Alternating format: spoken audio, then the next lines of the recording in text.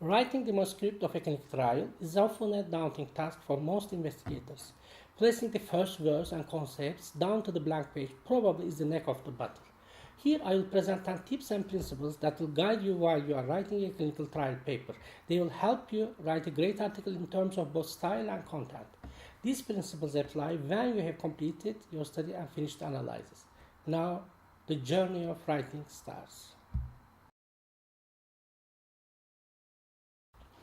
Give yourself a few weeks before writing anything for reviewing previous studies. You can take notes while reading. Your approach and basic concepts will start to appear slowly. Do not panic. Do not get lost. Focus only on relevant studies. Mostly a discussion section is based on a bunch of previous studies, not on everything written by others. Try to disclose any studies that test the same hypothesis with yours, if any, of course. If not, this is also good news. You have the chance to get the novel.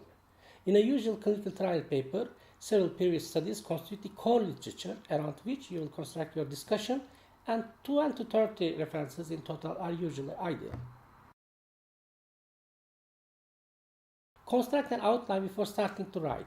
Assign a theme for each paragraph, then fill in the blanks. Creating such subheadings is an effective method and they will help you focus while writing. Then you can remove them before finalizing the manuscript. Introduction section presents the rationale of the study, simply by answering the question, why did you make this study? You indicate the problem and emphasize the unmet need. Then you can give some examples of previous studies that have so far investigated the problem and state why your methodology is a candidate for further addressing the problem. The last paragraph is for your aim and hypothesis.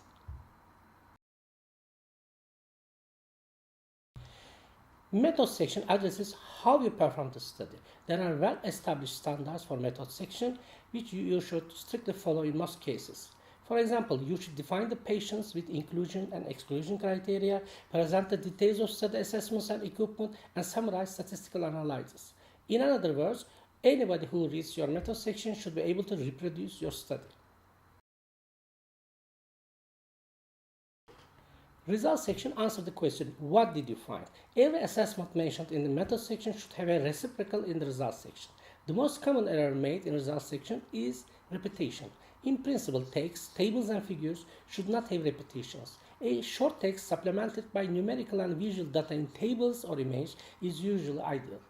Instead of filling the text with numbers, briefly outlining relevant relations between parameters is recommended. Discussion section should address the relevance and meaning of your findings within the context of previous evidence. Your findings of previous studies will lead to a conclusion. Although there are different techniques for writing the discussion section, commonly the order of this section is as follows. A short summary of your basic findings in 2 sentences at most and description of attributes which make your study unique. Example, first study addressing the problem, or one of the largest studies examining certain hypotheses, etc. Then comes discussion and interpretation of your findings within the context of previous studies, and possible mechanisms that may explain your findings, clinical implications, limitations of the study, and finally the conclusion.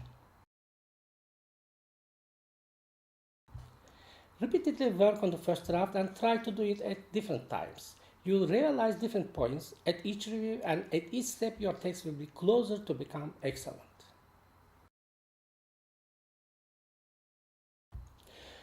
You should better have a second opinion from another colleague. Working repeatedly on the same text may sometimes prevent you from recognizing fine details or even basic problems with your text. For example, inconsistencies, repetitions.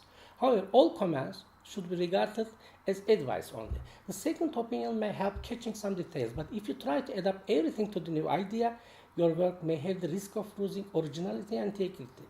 It may even become worse.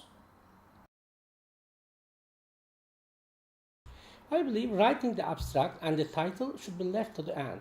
However, it's advised to take your time for these small text pieces since they are the first and only sections when readers bump into while searching a database.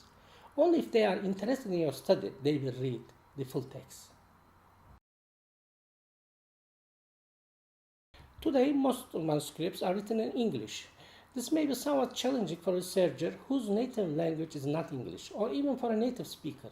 A comprehensive language editing by a biomedical editor, especially by an MD editor, would be very helpful. Then comes selection of the appropriate journal, submission procedures, and revisions per recommendations of reviewers.